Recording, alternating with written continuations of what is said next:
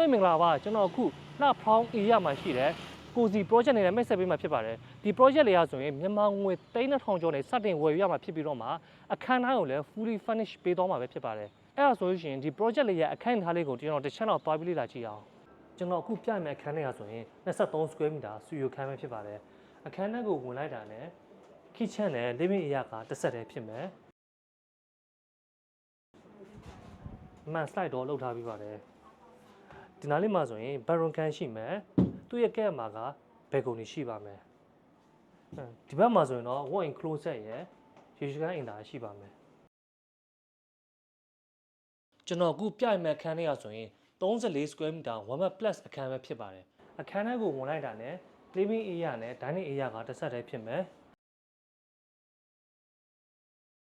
ကျွန်တော်ရဲ့ညာဘက်ချမ်းမှာဆိုရင်တော့ခုံမောင်းထောက်လိုက်ရဲ့ baron တစ်ခန်းရှိမယ်ဗျ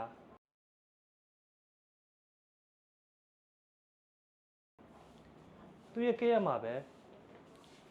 separate kitchen ရဲ့ balcony ထားပေးထားပါတယ်ဆက်သွားလိုက်မယ်ဆိုတော့ဒီဘက်မှာဆိုရင်တော့1 plus အခန်းဖြစ်တဲ့အတွက်